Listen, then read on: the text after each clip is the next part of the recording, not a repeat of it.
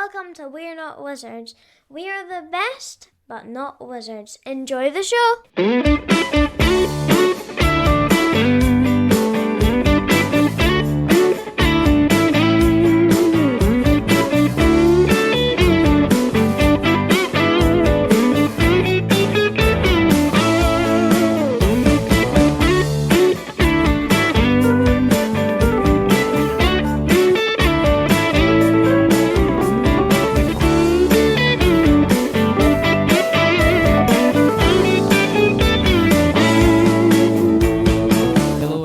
To another episode of We're Not Wizards. My name's Richard. I'll be your host for June.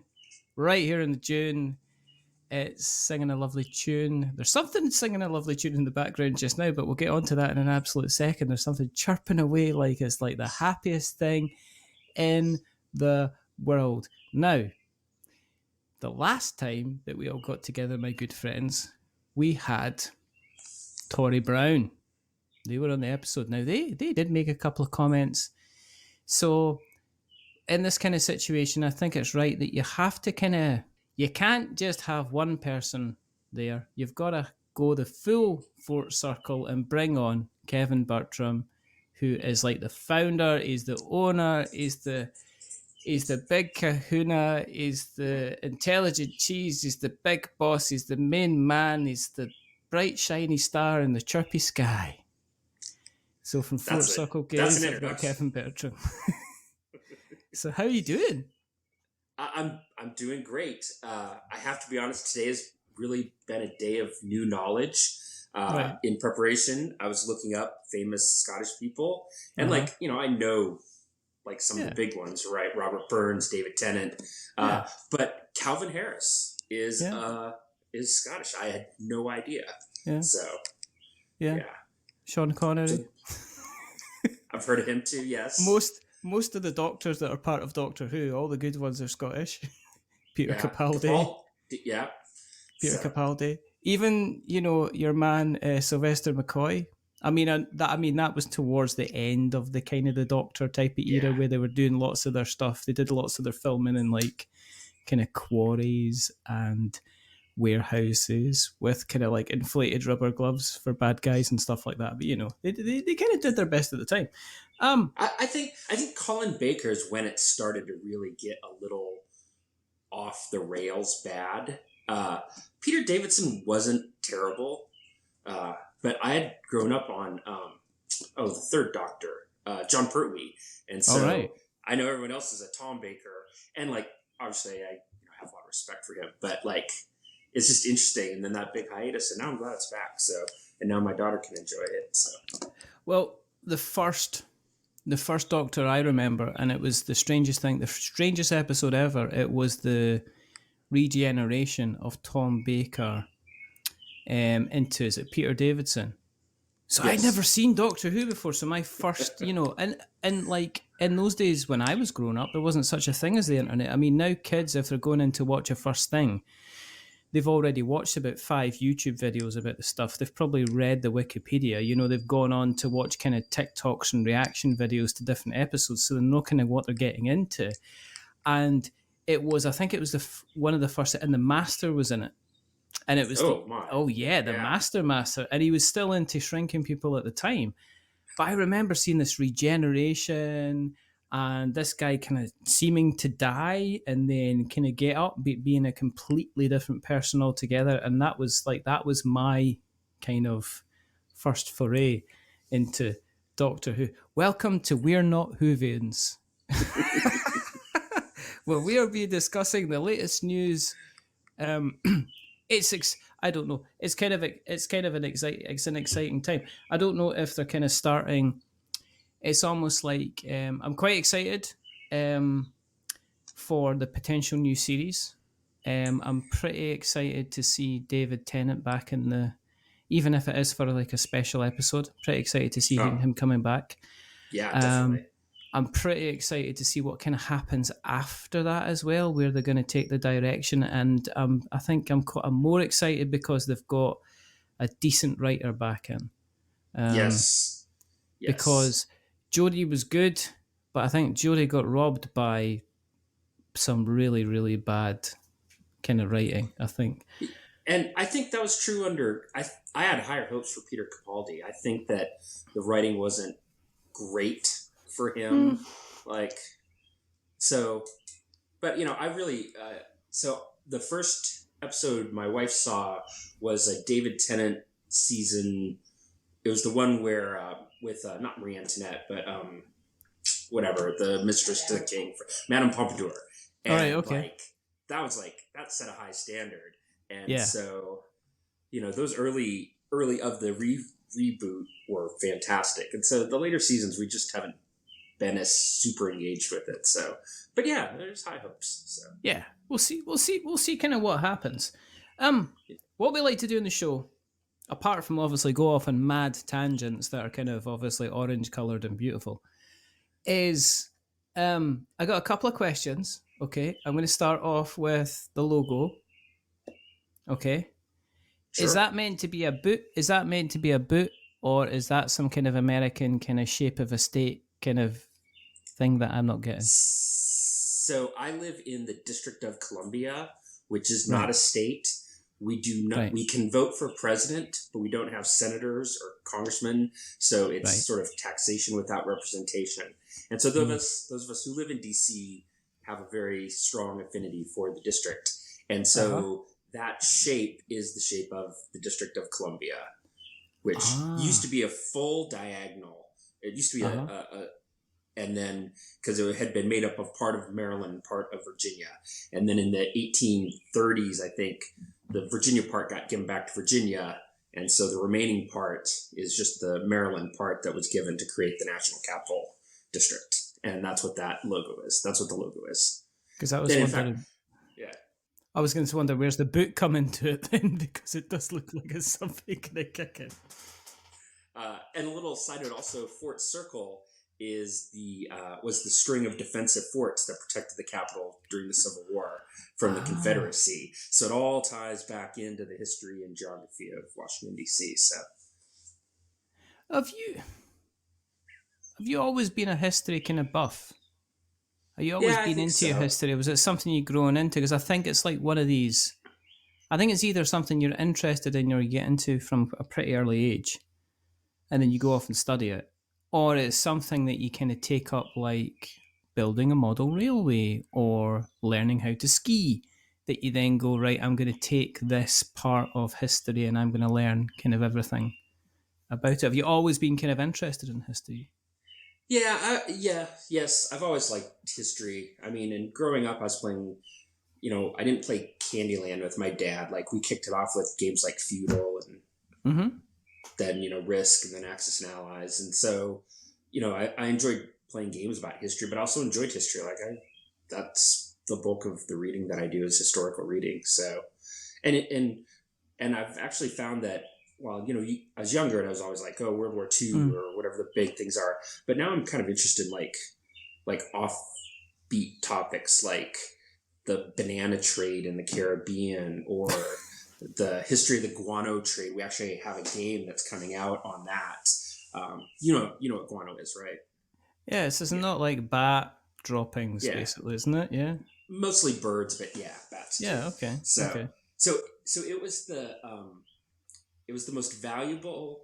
It was more valuable than gold because it was the best fertilizer before we had artificial fertilizers. And the wealthiest non-noble in England in the late 1800s was this guy, Mr. Gibbs. Yeah. Robert Gibbs. And so there's a school ditty like Mr. Gibbs made his dibs selling the turds of foreign birds. And I'm like that's history, right? So you got to embrace that kind of weird history. Yeah. So yes. Gee, I mean, you mentioned that, but as you find it, I mean, is there kind of like weird stuff that kind of like you go, oh, that makes kind of like so much kind of sense? Because what I find is when they teach history at school, they almost kind of like teach history to kind of reinforce a certain message. Yeah. Do you know, as in they're teaching kind of like, you learn, obviously, you cover like World War II, World War One. And it's like, well, this is the breakdown of the kind of the Turkish Empire, and this is why this was bad. And this is like the German Empire trying to expand, and that's why this is bad. And this is why we all came in and we all won and we were all wonderful. And then let's move on to World War II. but the message seems to kind of like be reinforcing it reinforces all the good bits, but they generally kind of miss out all of the bad stuff that kind of goes Yeah. against kind of what happened at the same time. I mean, history seems to be a kind of a, what was it, the great the great. I always remember. I don't know why I remember this line, but there's a line that Flavor Flav says, and he says, "Remember, it's history, not his story." And obviously, Terry Pratchett also says that history is always written by the victors as well. So, in your journey as you go on, is there really kind of unusual bits of history that you've went, oh, we're kind of taught something a little, or we're teaching our kids kind of something slightly different from that that's not strictly kind of true? Well, what I find is whenever I read a newspaper about some fairly technical subject, it is in broad brushes correct and in the details all wrong. And I feel like history education is sort of the same way. Like the broad brushes are correct, right? Like the Allies won World War II, right? Like that, they cover that well, but like why things really happen, what the interconnections are, they're either brushed over or ignored. So, when you do a deep dive into a historical subject, it's pretty eye-opening because like our, Tories gave votes for women. Yeah. She went into much better detail, so I shouldn't even try to tread that ground. But like, the overview is like, oh yeah, there are these two upper-class white women, they agitated, boom, we have votes for women. Right? And the story is a lot more difficult and a lot more, complicated than that. But yeah. I guess at school, right, you're just trying to give the broad brushstrokes to kids. So I guess. So what did you do in terms of academic side in your life? Did you go on to then kind of, what was it you went on to kind of study? Because Tori mentioned that you guys kind of like met at college. So yes, what was it you were doing yourself?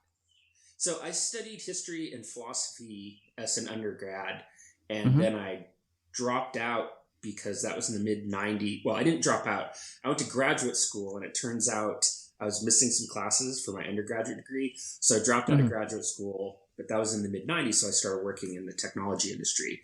And then I was going back to take the classes that I was missing when I was 29, and Tori was 17. And, oh, right. Yeah, and I've known her, well, I'm not sure if I should disclose how old I am, hence how old she is, but let's say it's been for a while. So I'm not 29 anymore. And so. Okay. Yeah, I'm not a super academic. Like I love reading and I love the history of it, but I never loved college, which I mean I loved parts of it, but those were usually around sports and drinking. I always fight. I don't know. I always butt heads with the education system because I know there's a lot of people that have had that their entire life has been defined by them having a very, very good day on an exam or a very, very bad day on an exam. And there's a lot of people out there that kind of like, they woke up, they had a cold, they woke up, they had just broken up with their short-term or long-term girlfriend, boyfriend, whatever. And they went then, they just didn't understand one single thing that kind of wrecked their entire course. And then they went in, studied an exam, had a bad day, and then that kind of defined their life. And I think that education is, I have kind of not strange views, but I think education itself should be open to everybody. I think people should be, even if they're kind of like, no matter what kind of getting job, there should be kind of the ability for somebody to say, I'd like to find out more about this, and for it not to necessarily be kind of gatekept as much as it is. I hate the fact that education itself is kind of gatekept behind like some kind of financial barrier. Especially if people do want to study, there's a lot of people that are stopped from kind of studying because they don't have the money to do it. And I don't necessarily think that's a good thing. Yeah, it's ridiculous here in the United States. So I'm very critical of the education system in general because it was designed to basically create factory workers, right? Yeah. Be used to working. I work for 45 minutes or 55 minutes, and there's a 5 minute, like this kind of regimented process. And, I think, I would love it if there were schools that were more like project based almost and had a more free flowing, in ways to learn that are just more interesting than the classroom experience. And yet we buy into it, right? I mean, my wife and I, we have one daughter, and we pay for her to go to, she's in middle school, just starts high school next year.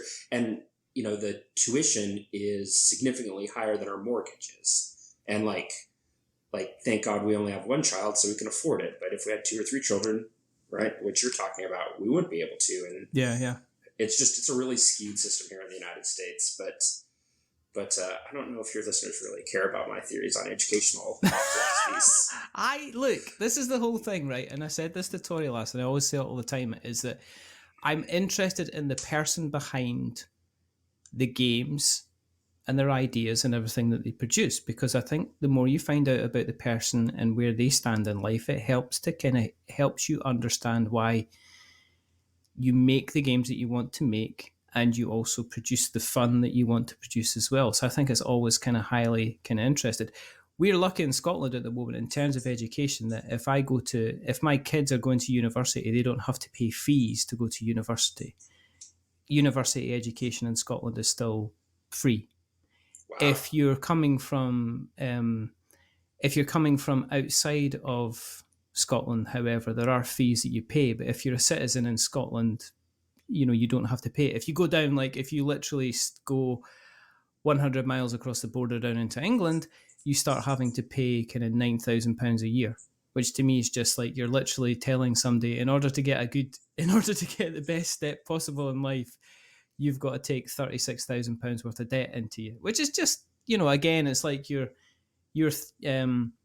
hypothesis about training people to become factory workers. It's like, well, the easiest way to stop somebody from being able to achieve greatness or wherever they could be is to first of all lumber them with like, 30 or 40,000 pounds worth of debt as they kind of start. Moving on. This is like, right, so we're going to be talking about like political kind of board games. So let's start off with a healthy dose of, let's have a starter of politics and starter of Doctor Who. So Doctor Who was like the starter, and then we're having a little kind of aperitif with some politics. But I guess we should talk about cricket now. I don't understand. I can't get over people who like cricket. Cricket is a brilliant sport. You're like most Americans. Cricket that was meant as an insult too. I like cricket. It's like golf. It's like, as Rabbie Burns said about golf, it's a waste of a good walk. And cricket is just what cricket's like. It's right up there with. I'm sure it's wonderful if you get into it. I've just never. You know what? It's not that. I've just never spent the time and sat down and went, yeah, I want to learn this. It's just a bit complicated. Anything with like overs and throwing and stuff like that. Do you play? Have you played cricket? I've never played cricket. I used to have a tech company, and I had an employee from South Africa. Yeah, and he was trying to convince me that we should go see the World Cup, which was down in the Caribbean. And I was pretty skeptical. And he's like, "No, you're going to love this sport." So he brought in all his gear and explained the game. And I'm still an American, so I like the short version of the game, right? Like a 3-hour game, not a 5-day game. But yeah, I'm all in. It's awesome. So you can't say that because like American football goes on for years. I mean, it's literally one of these things. It's like I remember seeing comments about, it's like somebody complaining about soccer and saying like, or football, proper football, saying, "Oh, only lasts 90 minutes," and they, and they always have to end up having kind of some kind of final, and it's like it's never ever high scoring, and it's like American football isn't high scoring. It's just that you decided that when somebody scores a touchdown, you give them 7 points or whatever instead of 1. I mean, that's the man. And I've seen the Super Bowl. It's like, and now we're into our 7th hour of the Super Bowl, which obviously people are going to be shouting at their podcast players at the moment, but I don't care. Bring it on. So, did you enjoy? Because cricket to me is like a picnic. As in, it seems to be quite. There's periods of like massive amounts of kind of energy and people things getting exciting. But generally, it sounds like the cricket to me sounds like the type of thing you could take a little bit of a picnic. You can kind of Well, watch. It's not too strenuous on the eyes. The longer version of the games are like that, but T20, I mean, that's a 3-hour game, which is a little on the long side still, but that's great. And like every ball matters. Like it's intense. And, the way they play it in the Caribbean in particular is with a pretty great flair. And it's not, I don't think it's dull at all, but you said that's me. You said like a convert. I am. Said like I've turned my back on American sports, so now all I watch is real football and cricket. So you'd started drinking tea yet, Kevin? I think it was the Doctor Who that I watched as a child. Oh wow, so you're literally you're a UK citizen in waiting. You're just going to be come over here. When the refugees start to move over from America when it falls apart, because it might just do that. Then that's going to be the test. It's going to be like a line and say, right, okay, who wants to come and live in the UK? And it's going to be like, okay, has anybody watched cricket, and has anybody like football? And then you're going to be putting your hands up, and you're going to get straight to the front of the queue. Nice. You're going to be fine. And I watched Murder in Paradise, so like I touch all the requirements for citizenship. Oh dear! Which Murder in Paradise is it you watch? Is it the one with the latest one, Ralph Little, or is it the Arden O'Hanlon, or? Well, I've watched all of the seasons up until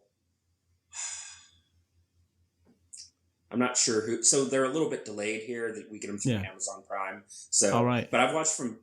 Actually, I think the very first guy who was only one season. Might have been the best. I don't remember any of their names, but that show is like that's like the perfect just little snack television. You don't have to think at all. No. Right? It's just like awesome. Like, and that's about the only thing that both my wife and I watch anymore together. That and sports. So. You never ever would want to live there. It's like, let's go to Paradise. It's like no chance, because if I know people are new, dropping like crazy, and I'm just turning up for the first time with my holiday bags, I'm dead within the first 15 minutes of me arriving there, because that's how these things kind of happen. It's like Jessica Fletcher, the famous serial killer, Jessica Fletcher, who went around basically on a callous murdering spree. And then setting up other people, yes. framed hundreds of other people. Do you know what I mean? It's like they're up in like a mountain shack, right? And there's like, oh, this is peaceful. It's like, this is wonderful. I just love the view and everything like that. And it's like we get on with the animals, and everybody kind of looks after each other and gets on with each other. Then Jessica Fletcher turns up, and literally within a day and a half, there's a dead body who's been skewered by some kind of elk statue that they had in the hallway, kind of thing. So, everybody talks about. I mean, you're looking at the body count. I reckon Jessica Fletcher's like right up there. Everybody's talking Hannibal Lecter. At least Hannibal Lecter was out in the open when he wanted to kill people. Jessica Fletcher, and he recycled too. So exactly, yeah. Jessica Fletcher. The Flesh. Terrible woman. Terrible. Sweet innocent old lady, I tell you. She was anything. She was anything but. So when you left college, just bringing it, try to claw it back. Try to claw it back like some kind of wild animal trying to get out of a cage. When you left college, what were you doing kind of employment-wise? I was working in the tech industry. So I started an online magazine called Journal X, Generation X, looks at politics. And then I worked for, a publicly traded company and an IT trade association doing their web stuff. And because I'm definitely better with numbers than I am with words. And so that kind of natural does where more my affinity was for getting things done. And then I had a couple companies. And while working in the tech industry is fine, it's actually kind of sucks also. And so I definitely prefer doing what I'm doing now, because like I get up in the morning, I write some stuff, I play some games, I do a little marketing, I make sure my games are being produced in a factory. It's like I get to do a lot of different things. Yeah. And so I'm doing what I want to do now. It's fun. What made you, because I take it when you must have been playing, kind of getting into kind of like your board games, and then what made you decide, actually, I'm just going to go ahead and make this into something? Because it was Shores of Tripoli is your baby, isn't it? I mean, that's Yes. kind of like, So what kicked it off is that I was reading a book about the First Barbary War, and as I do, I'll go down a rabbit hole, and so I'll read a couple other books to get different perspectives, and I was like, oh, there must be a great game because this is such a fascinating historical episode, and there weren't any games, so I set about designing one, and it helps that like Jason Matthews, who designed Twilight Struggle, is one of my closest friends. So, I'm sort of, you have kind of like an orbit of folks that you can, and being in DC, I mean, Volker Ruhnke lives here and Elizabeth Hargrave lives here. Like, you have a kind of a lot of different, very well-known designers. You just name dropping now, Kevin. You just name drop. Do you hang about? Is there like kind of things where you just like hang about and it's like, yeah, I was me and just Elizabeth Hargrave, just like, hanging about at the 7-Eleven, Not quite drink. like that. But like Jason and I go to baseball games all the time. Yeah. This Saturday we're going to the ballpark and he's bringing his kids and we're going to go out on the field and do batting practice and stuff.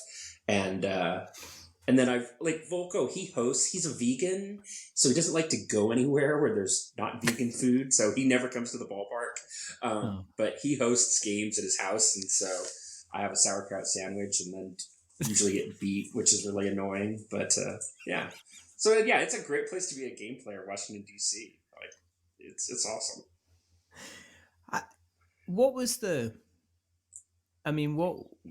How long were you developing Shores of Tripoli for? So I think the first play test was in December of 2016. And then in 2017, I started shopping at 2 other publishers and realized that they weren't going to give it the love that I would give it. And so I decided to publish it myself instead.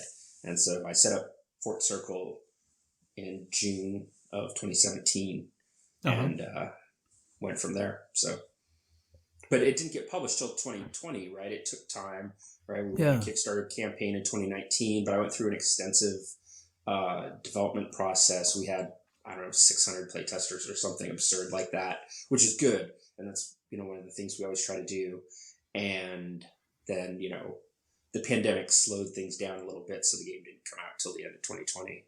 But, moderately well received, so I can't complain too much. It's been, I wouldn't say moderately well received. I think it seems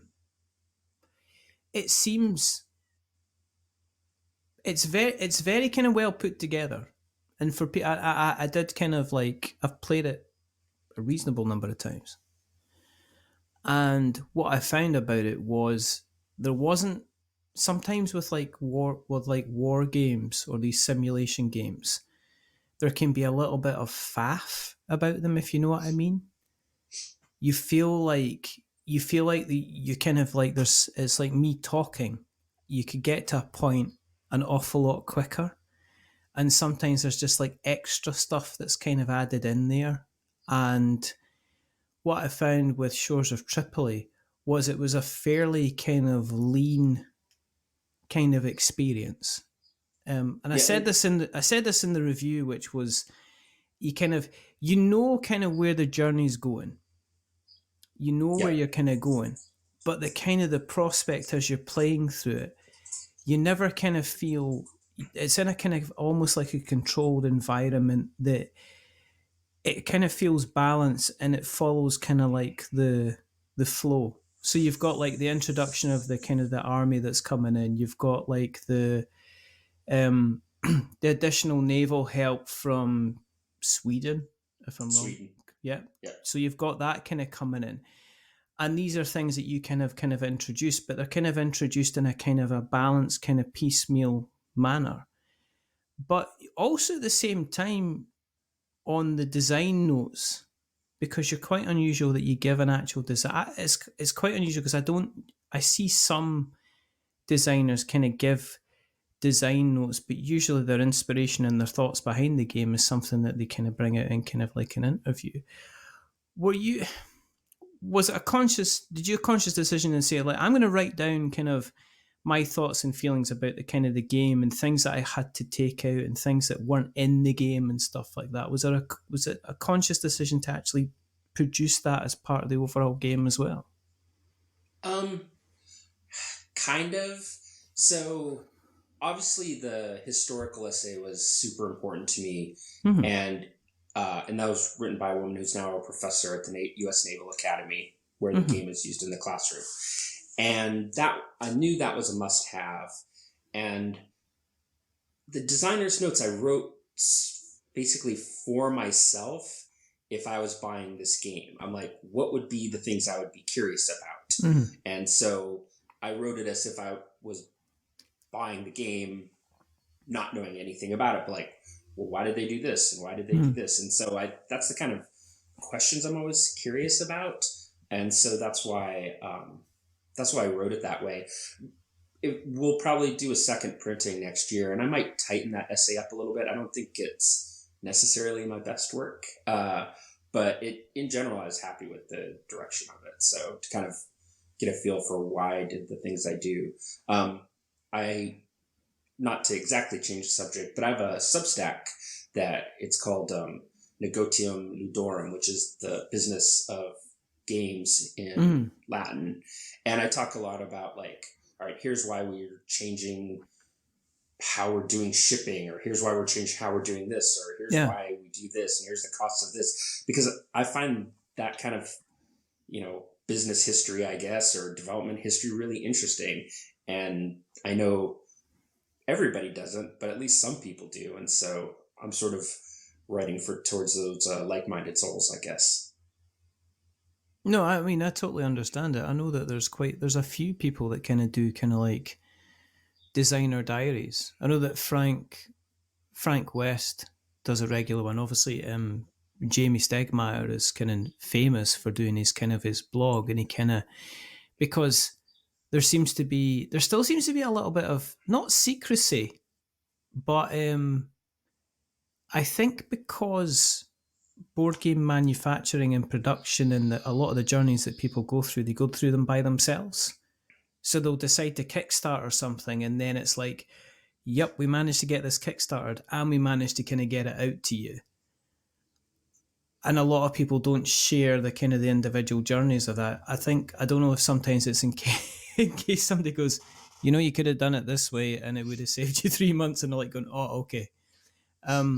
But I think it takes it's almost like a little bit of courage to kind of put yourself out there and say, okay, this is why we did this, this is why we did that. Especially in the, especially I can imagine in the kind of the factual gaming kind of community. And obviously the wargaming side of things, I can imagine that if you hadn't said that, I know that we kind of like, I think you mentioned in the design notes, you're talking about the kind of like the frigates that I think the Americans used. You make a note on that. And I read it and I kind of went, oh, nobody's going to comment on that. And they went, no, correct yourself, because I think there would probably be somebody that would be like, I'm sure you probably kind of get, if you went onto the BGG kind of page within, or, some of the wargaming forums and Shores of Tripoli is brought up, you'd probably get somebody that would complain about the kind of the colour of the yellow isn't really actually the yellow that's in the kind of the Swedish flag. I think you'll find that the Pantone for this is this colour, and I think that the one that you've used is actually that colour instead, kind of thing, for that particular time of year, kind of thing. If they care enough to do the research on that, God bless them.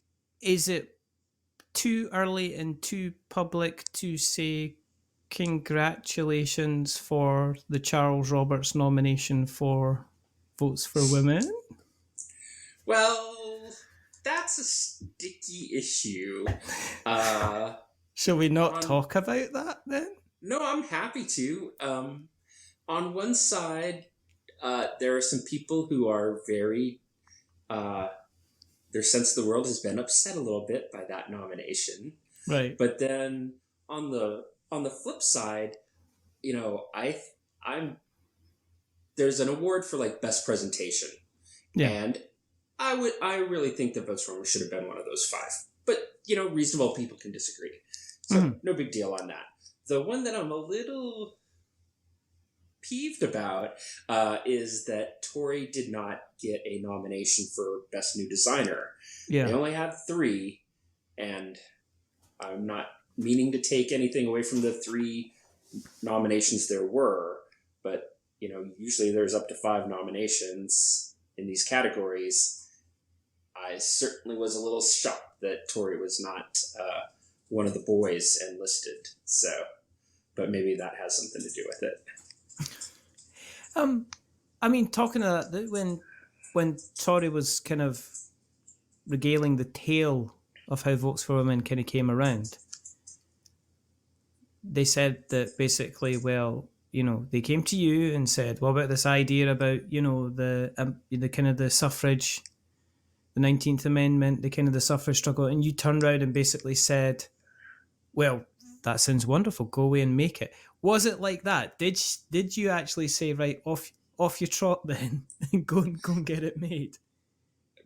Mostly yes, but I'd been thinking right. about it also, and I think I'd even kind of started dropping the hints to her, and then she thought it was her idea, so it worked out. That was my brilliant plan. It was something like that. I'm gonna go with it. You know, when in doubt, print the legend. And how much involvement was there back and forth? Was it 90% kind of her effort with 10% of guidance from yourself, or did you kind of like try and consciously kind of stay away from it as much as possible, just to see what kind of happened? So the research part was 99% her. About the only input I had on that is I was born in the state of Montana. Jeanette Rankin was the first congresswoman ever elected. I was like, we got to have a card for her, and that meant a lot to me. And but other than that, she was all the research. When it came to the mechanics and talking through the mechanics, that was really much more of a team effort. Obviously, the mechanics lean into 1960 and to a lesser extent Watergate, and kind of classic card-driven games. And so, you know, she was building on that base. But we had a lot of discussions, and Jason Matthews had a lot of input, and then the rest of our senior playtesters, my wife, who was one of the more senior playtesters, who involved, like, what are the mechanisms and how do they relate to what really happened historically? And so, you know, that was a much broader team that worked on that. Obviously, Tori deserves all the credit, or the majority of the credit, however, you know, but that was a broader team that worked on that. And I'm really pleased with some of the things that ended up coming about from it. Like, you know, we know a lot of people don't like dice rolling, and we're like, well, how do we mitigate that? Yeah. And the notion that organizational strength leads to better outcomes was where the buttons came about, because they're not just a currency, right? Yeah. They are representative of, you've invested in your organizational infrastructure, therefore you're more likely to win court cases or to win elections or whatever. And so I was really happy with that. I like one of the very few things that I definitely suggested for the mechanisms is the cards that you draw, where it allows you to draw 2 events and play one. Yeah. Those are all books, and that was my recommendation, because I'm like, books allow, you know, folks to have a broader thought, and therefore you have access to more ideas, which is access to more cards. That was probably my real contribution to the whole effort. So, and then we had, you know, an extensive playtest. We sent out 100 playtest kits, which cost a great deal of money. I'm not sure I'm going to quite do that many for future games. And that was really helpful, because a lot of people get really good feedback. They're like, this doesn't quite work here, or this doesn't work here, or this seems a little convoluted. So we're able to, you know, lean into all the playtesters' comments to streamline it appropriately. Try to get that playtime down to, first play might be 90 minutes, but if you're an experienced player, 60, 65 minutes. Uh-huh. Yeah, I'm super thrilled with how that turned out. Is it, in terms of playtesting then, would you consider for the future kind of looking towards a kind of a more electronic environment, as in kind of like your Tabletopia or your Tabletop Simulator? So it's interesting. So David Thompson swears by Tabletop Simulator, and we're publishing a game that he's co-designing with Liz Davidson on the Night Witches, and that's where almost all their playtesting has been. But it's working for them. For me, I need to play a game and like go through the physical things that the player is doing, where they're moving things, make sure the layout and ergonomics of the game design are right. And if you're making changes, right, you make them on TTS, you really don't see what happens. Or if you're playing it on a board, like you feel it and you see it and you get it. And so, I think probably the future is some kind of hybrid of that, where you have a group of physical playtesters and you have a group of online playtesters. Yeah. I think the interesting thing about, I mean, from my own personal view, is like I will quite happily jump on to, say, Board Game Arena and play a game that I've already played. But I find it really, really difficult to learn a game that I haven't played before on Board Game Arena. I mean, I've jumped on and I've played like Viticulture, and I've played, you play like Don't Stop and all the, the classics and stuff like that. And, even things like, just a few kind of like different games I've kind of like played online. But the TTS stuff, it's okay. But I kind of look on it as a kind of like a simulation. And there was something about one of the things that I said about Votes for Women. And even, okay, and let's go back, Shores of Tripoli as well, is I really love the chunkiness of the counters that you have in Shores of Tripoli. Even when I was playing that game, right, and you had like your gold pieces for your tributes, it's hard not to actually pick them up and physically kind of like, you're almost like physically connecting with them like poker chips. You're basically saying kind of like, look, this is my kind of loot, or this is my tribute that I've managed to kind of gain.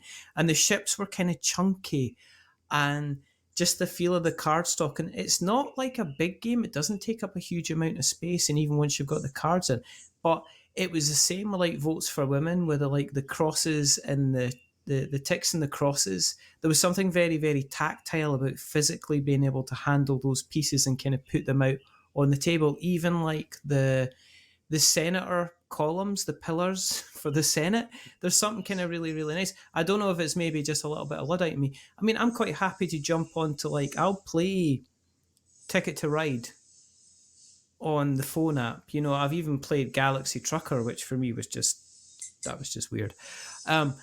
But, and I have played kind of Kickstarter demo versions, but I guess I assume I kind of tie in Tabletop Simulator too much with a kind of almost like a prototype type thing. And I understand the power of it, and I can totally understand. I can see how Liz and David would use it, because they're on, I think I don't think they live too close to each other. I know that Liz and David have got both kind of busy day jobs as well. So I can imagine the thing to do would be, let's put this all together in one place and not have to worry. And I guess in the play testing side of things, you could just handle out TTS codes to a lot of people and get them to play them. But I must say, if I was then looking to get kind of if I got into the physical playtesting, I'd probably do what you did, and I'd probably end up with a pair of scissors and some wooden dowels, and actually kind of physically making the components before I kind of sent them out. Well, and I think a lot of people are attracted to games that are tactile, right? Yeah. Like you said, you feel your shit. I mean, frankly, I wish the wood was heavier. Like I Mhm. got the heaviest wood that they can produce, and but yeah, like you feel your pieces and like or the visual of those crosses or ticks as you call them on the board, right? Like you can physically feel, see like Yeah.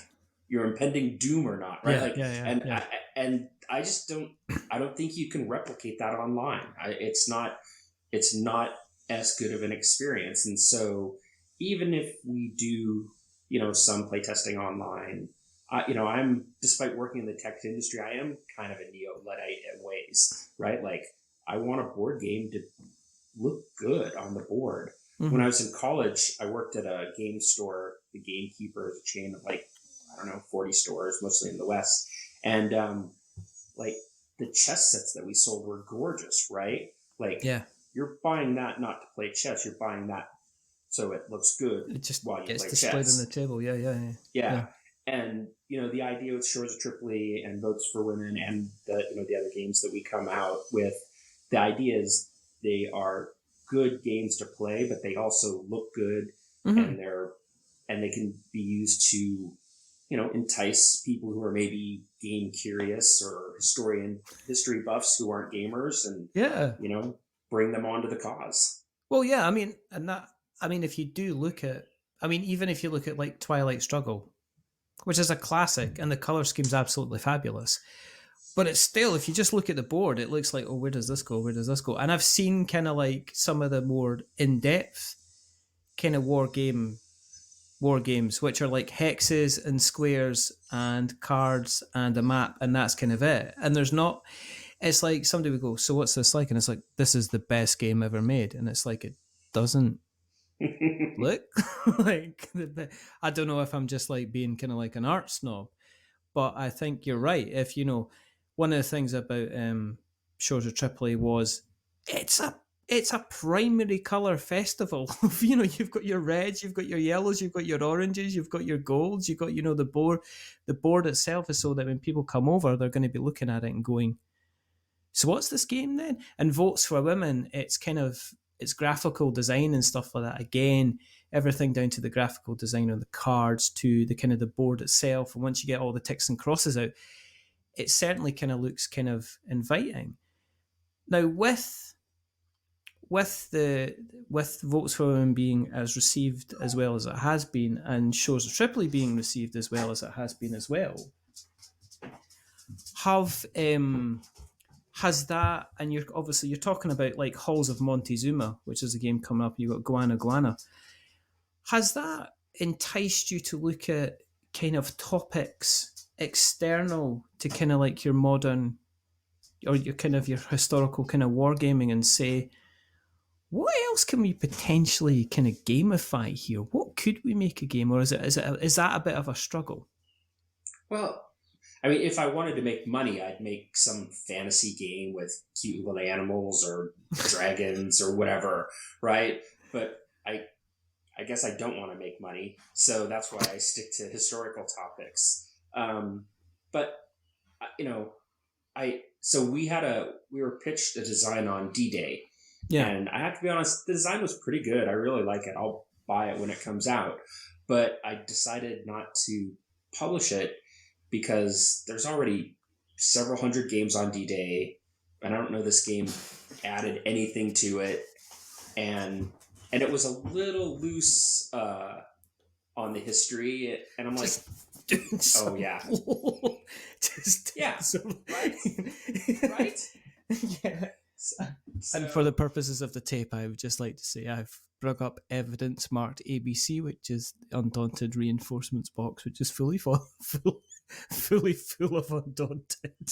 Indeedy. So yeah, I definitely want to do interesting topics. Maybe the furthest afield I would go from history is maybe an alternative history. Jason Matthews and I have been talking about a game where you're John F. Kennedy and you survive the assassination attempt. And so then you have to get reelected, deal with both foreign policy crises, particularly Vietnam, and the civil rights movement, and identify who killed you, which, like, I'm not a conspiracy theorist, right? Like, I know who killed Kennedy, but, you know, kind of give into maybe the Cubans were behind it, maybe the right, like, kind of give like a, and so you're trying to solve who was behind the attack. And I think that would be a really great game, but it is obviously not a historical game. So that's maybe the furthest afield I'm probably willing to go. And we might not even publish that as Fort Circle. We might put it under an imprint brand because we don't want, like, I don't want people to think we're conspiracy theorists. You know, John F. Kennedy's actually alive or something with Elvis down in the Caribbean. But you could just put like a little mark down the circle and make it look like Q Fort Circle games. Yes, I don't Let's think not we're do that. doing that. No. Let's not. There's enough of that. It's like you joke about it, but there's enough people that are like, you know, it's like they've got that "I want to believe" poster above their desk, and they certainly kind of believe. But have you not thought of like kind of doing like a Richard Bachman as Stephen King did, and kind of make kind of like a resource management kind of game, but in a kind of a war game, but in a kind of a cutesy format type thing? I think the Guano game comes a little close to that. Because, right, so in Guano, game won't come out till, well, probably end of next year. But describing it for the folks, you know, you start with a small company, you have you and 2 ships, and it's basically a worker placement game. And you explore new islands, which you find more birds and bats and there's different kinds of birds. And so you'll put little cute bird meeples on the islands, and they are creating excrement that then you're selling, and then you're turning that into Gilded Age baubles. So you're turning shit into gold. And that's just kind of cool, right? And that's a little cutesy. And I also, and my wife is the lead designer on that, and I think that may be our bestseller. I think it may even outsell David Thompson's game. So we'll see. Is Kate currently in the room? Is that why you're saying that out loud then? Well, she's in the attached room that there's no door to. It's an open. Oh, right. Okay. So, okay. Yeah. Okay. Do you want to say hi, Kate? Hi. There we go. There we go. Yeah. But what, I mean, you've got Guano. You've got Halls of Montezuma as well. Are there other things kind of planned? I mean, are you, with the kind of the connections that you have and stuff like that, are you looking at potentially games kind of outside the Fort Circle brand, kind of bigger collaborations and stuff like that? You mentioned talking to kind of like, you must speak to obviously David Thompson. Well, you know, David Thompson may be a vampire because he never sleeps, and he pushes out 12 designs a year and has a day job. So like, obviously, you know, it's going to take 8 companies to publish all his work alone. So like, I don't see us doing any kind of like partnership with Osprey or something like that. Doesn't make sense. I don't even know what that would look like. I'm really happy with kind of the games we have lined up. I mean, you know, we have Halls of Montezuma, and then we have a game called First Monday in October, which is about the history of the Supreme Court, which Talia Rosen, local attorney here, designed. Then we have Hunt for Blackbeard, which is by Volko Ruhnke. That'll probably be the next game after that. We're designing a game about Shakespeare's first folio for the Folger Shakespeare Library here in town. But I'm not sure if we're going to release that as us or under the Folger Library brand, because they're a museum and they actually have more first folios than anybody in England, which is kind of typical American. Well, it's Standard Oil money that funded all that stuff back in the day. You know, and then we have this game on Guano. We have Jason Matthews has 2 games, one about the King Edward VIII and Wallace Simpson abdication. And then on the Treason Trial of Aaron Burr, we have a game on the history of Washington, D.C. We have a couple other designs we're looking at. Maybe some labor, you know, Tori probably will work on a game on the labor movement. So like, this is kind of a broad. Oh, and of course, Night Witches by Liz and David. So like, we are looking at kind of a broad group of games, right? And now the onus is now that the pandemic has mostly run its course as far as affecting production and shipping. You know, now can we be publishing 3, 4, 5 games a year? And that's what I'm focused on. Like, I need to stop, you know, going to baseball games and watching cricket and soccer, and need to work a little bit harder so I can get all these games out so people can enjoy them. What about a cricket game then? What about a cricket game? You can't, you know. What about a cricket game, Kevin? You know, how's that? So that's funny. I actually did kind of draft out a design of what a cricket game would look like. Yeah. But I sort of play tested it myself, and even play a T10 game would take an hour. So like a T20 game would take 2 hours. And at that point I'm like, oh, that's too long. Probably not. So, there's a game, there's a design I'm working on that I actually love though. Have you ever played Republic of Rome? I've heard of it, but I have not played it. Have you ever played Dune Imperium? Yes. So I would say it is a mix of Republic of Rome and Dune Imperium set during George Washington's two terms of presidency, so 8 years. And you're all of the, you know, you're Burr and Jefferson and Hamilton and Adams, and you're all trying to get your way to be the next president once George Washington leaves the scene. And with all the historical personalities and all the backbiting, and so it's got kind of a Dune Imperium feel where you're drafting in, or you know, getting different people to come to your side to be part of your team. And then, you know, you're dealing with England and France, which is kind of similar to how, you know, the tracks work in Dune Imperium. But then there's these crises that come up that, you know, it's somewhat cooperative, because if you don't resolve them, enough of them will crash the country and you all lose. Yeah. So I'm really excited about that, but I don't think that might not be till like 2026, frankly. That's pretty far out. Yeah, but I mean, there's nothing wrong with that, because I know that there's some people that, you know, they've not got the plan there, or that, you know, that's like, what can we do next? And I know that, I think the pandemic, one of the things, it kind of reduced a lot of businesses to almost like a hand to mouth kind of basis. Because am I right in saying Votes for Women was on Kickstarter, wasn't it? It was. Yeah. So we kickstarted it in 2020. Yeah. And it was a little rushed. Like the product, like I took it down the video that we used, because it had some things that, you know, we changed quite a bit of stuff from that initial design. And, you know, I was expecting we'd deliver it in 2021. And then what happened, I think what a lot of people miss is, you know, there's all these shipping woes. Well, that's one thing. But so then the factories had made a bunch of games that weren't being shipped. And so they're just sitting there. So then the factories are like, well, we can't make any more games. And so that knocked us out of 2021 into 2022. And so we took that time to make a better game. And I'm really happy we did. Like the extensive play testing, like really was super valuable. And then, and so like we got knocked off our schedule. Like the big companies who had already had a lot of inventory, I mean, those companies did great because there was this pent up demand for board games.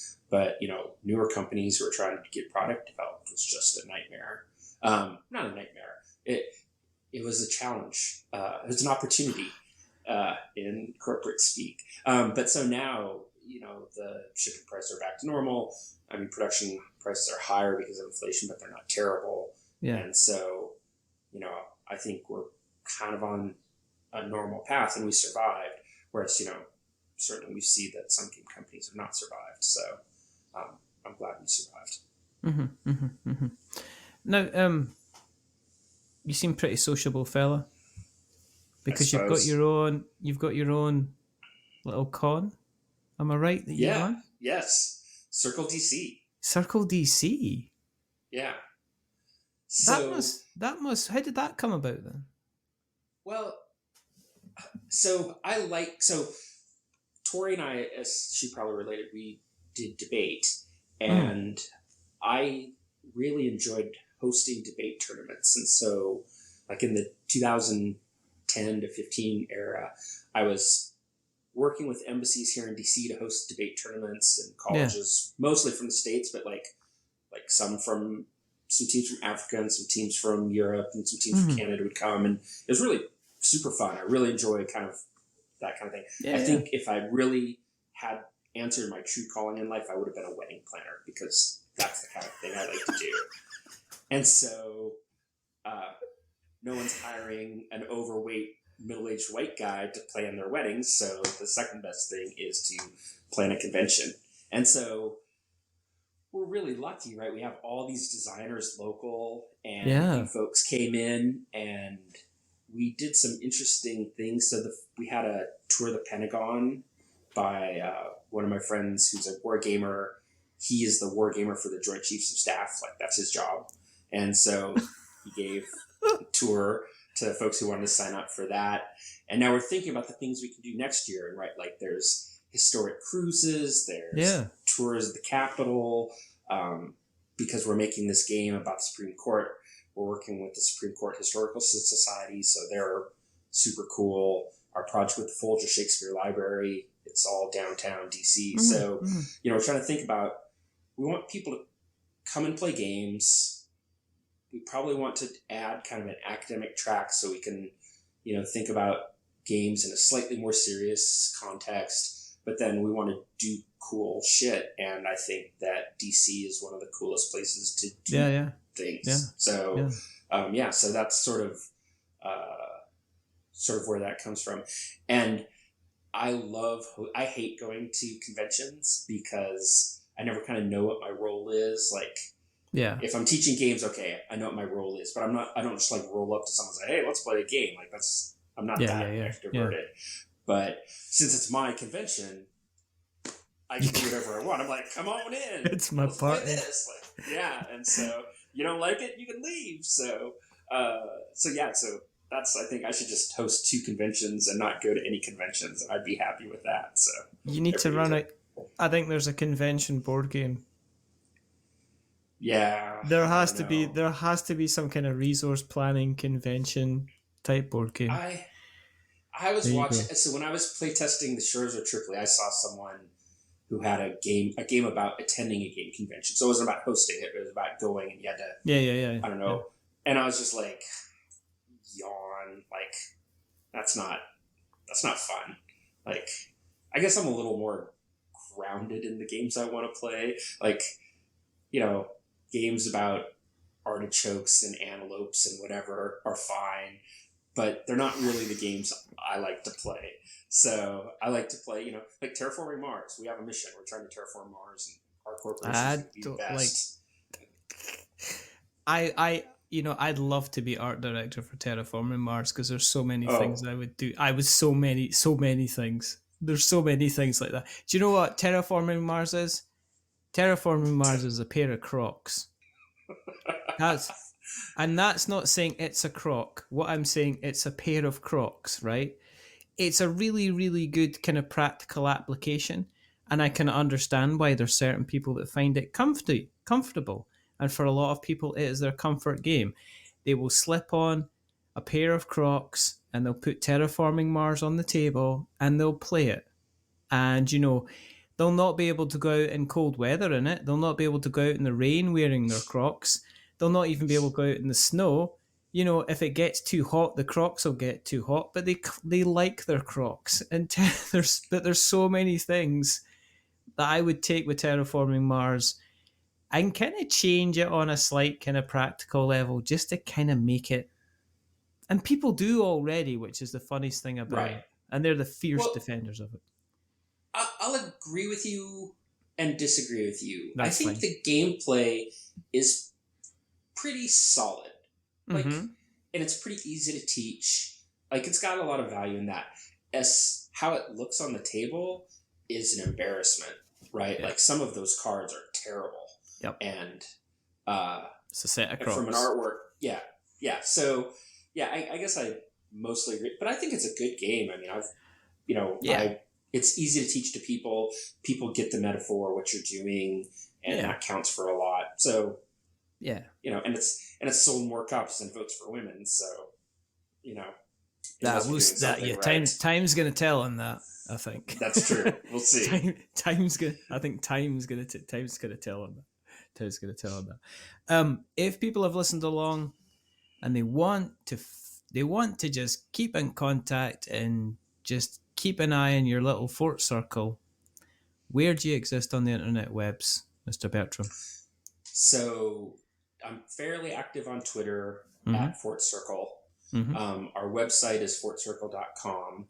Yes. And then I write about the business of games at budorum.substack.com. And I should link that for my Twitter bio, but I don't. But I'll get on that.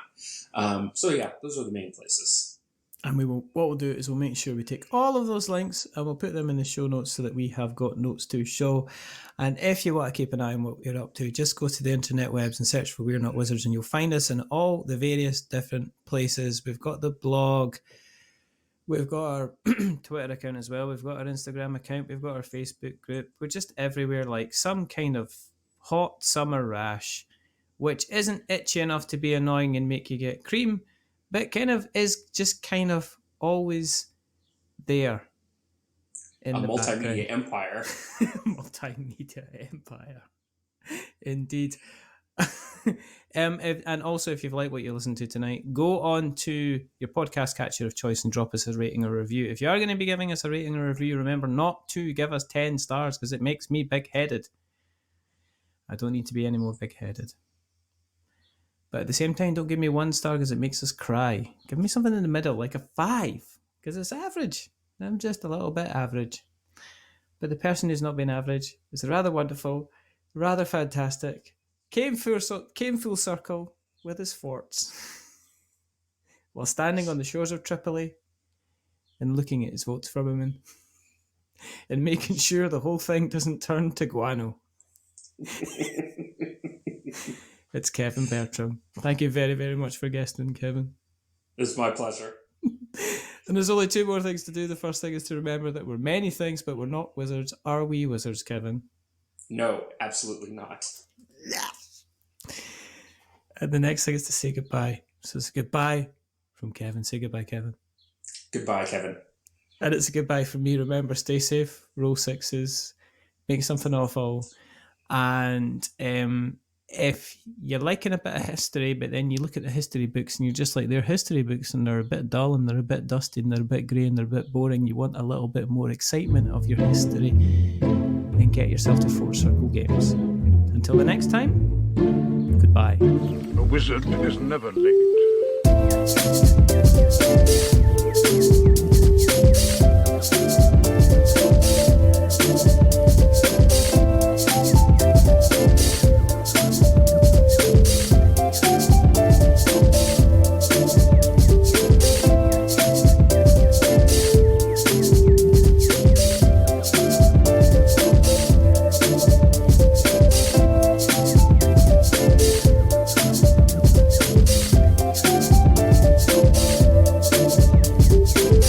Nor is he early. He arrives precisely when he means to.